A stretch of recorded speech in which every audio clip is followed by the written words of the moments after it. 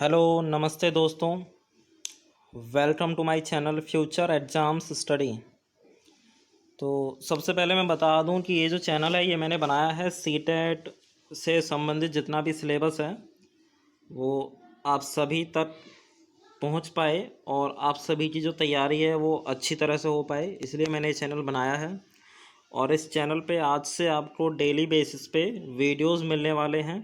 CDP, Hindi, English, math, science, SST, EVS यानी जो भी हमारा प्राइमरी और जूनियर लेवल पे जो सीटेट में सिलेबस होता है वो सारा आपको यहाँ पे फ्री में उपलब्ध होने वाला है। तो ये आज मैंने छोटा सा वीडियो बनाया, छोटा सा सेशन है आपके लिए। इसमें 10 क्वेश्चन हैं जो सीडीपी से रिलेटेड हैं। और देखिए, जैसा पहला क्वेश्चन है हमारा, परिवार एवं पास पड़ोस बच्चों के समाजीकरण की डैश एजेंसियां हैं। तो आपके सामने 4 आंसर हैं: द्वितीयक, मनोवैज्ञानिक, प्राथमिक या फिर मध्य।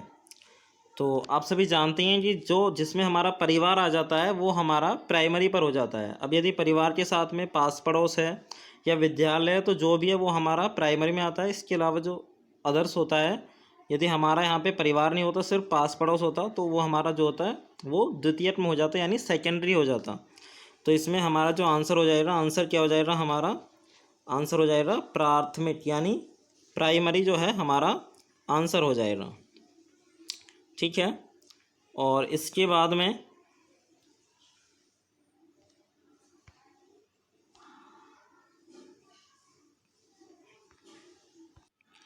चलिए दूसरा सवाल देखते हैं। दूसरा सवाल है हमारा, निम्न में से कौन से स्वलीनता के लक्षण हैं।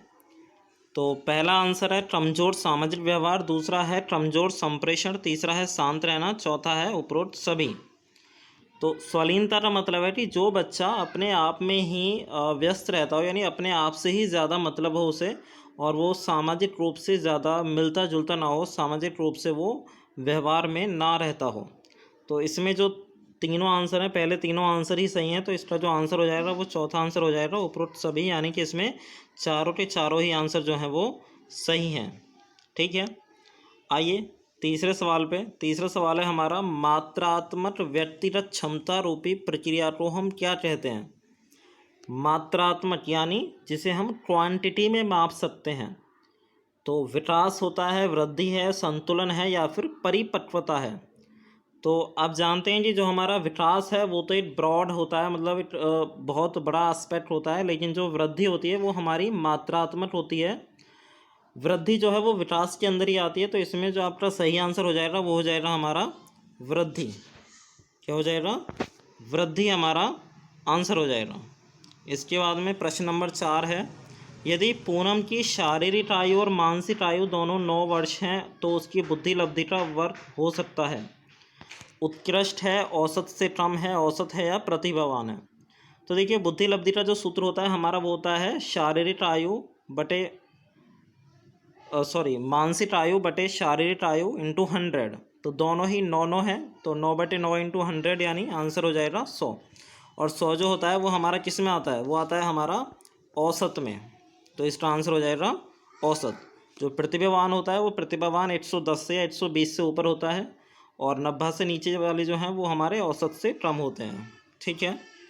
इसके बाद में प्रश्न नंबर 5, निम्नलिखित में से कौन सूक्ष्म चलन कौशल का उदाहरण है। तो पहला है चढ़ना, कूदना, दौड़ना या लिखना। तो सूक्ष्म चलन कौशल, अच्छा, 2 तरह के होते हैं। एक होते हैं हमारा सूक्ष्म चल, दूसरा होता है हमारा ग्रॉस मोटर और फाइन मोटर।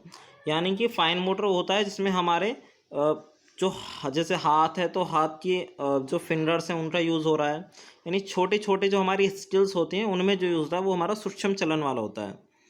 तो चढ़ना, कूदना, दौड़ना ये सारे हमारे जो हैं ग्रॉस मोटर स्किल्स के होते हैं, इनमें हमारी पूरी बॉडी का यूज़ होता है।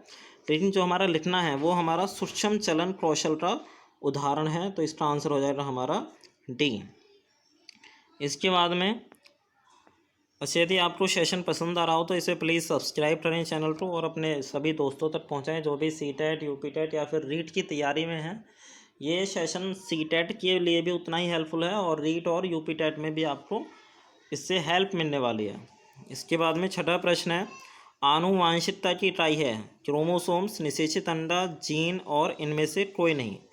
तो आनुवांशिकता जो होती है हमारी जो हमारे हेरिटेटरी फैक्टर्स होते हैं वो हमारे जीन के द्वारा बच्चों में ट्रांसफ़र होते हैं। तो इसका जो आंसर हो जाएगा वो हो जाएगा जीन।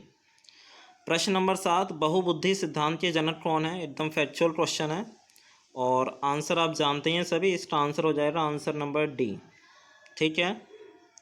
प्रश्न नंबर 8, संरचनावादी उपागम बताता है कि ज्ञान की संरचना के लिए अत्यंत आवश्यक है। याद करना, विद्यार्थी का पूर्व ज्ञान, अनुबंधन या फिर दंड। तो ज्ञान की संरचना के लिए क्या चीज़ आवश्यक है? जाहिर सी बात है कि बच्चा ज्ञान की संरचना तभी कर सकता है जब उसका पूर्व ज्ञान उसको कुछ पता हो। तो इसमें सब जो सही आंसर वो हो जाएगा आपका बी वाला। प्रश्न नंबर 9, निम्न में से किसके माध्यम से वास्तविक जीवन की स्थितियों को करीब से प्रदर्शित करना संभव है? क्रम आदेशित शिक्षण, प्रयोग, इंटरेक्टिव लर्निंग प्रोग्राम या फिर सिमुलेटेड लर्निंग। तो आप सभी आंसर जानते हैं कि इसका आंसर जो है वो हो जाएगा आंसर नंबर 4। आंसर नंबर 4 क्यों हो जाएगा? देखिए जो हमारा 2 वाला है, जैसे प्रयोग है, प्रयोग में तो एक्सपेरिमेंट यानी रियल लाइफ हो जाएगा। क्रम आदेशित जो शिक्षण होता है वो हमारा विद्यालय में यूज़ होता है। तो वास्तविक जीवन की स्थितियों को जो सही से दिखाता है वो आपका ऑप्शन नंबर डी। इसके बाद में प्रश्न नंबर 10, ये लास्ट प्रश्न है। सीखने के 4 चरणों में सबसे पहला कौन सा है? तो कौन सा कौशल होता है सबसे पहला? देखिए आपने शायद पढ़ा हो, तो सबसे पहला आता है सुनना, फिर बोलना, फिर पढ़ना या फिर लिखना।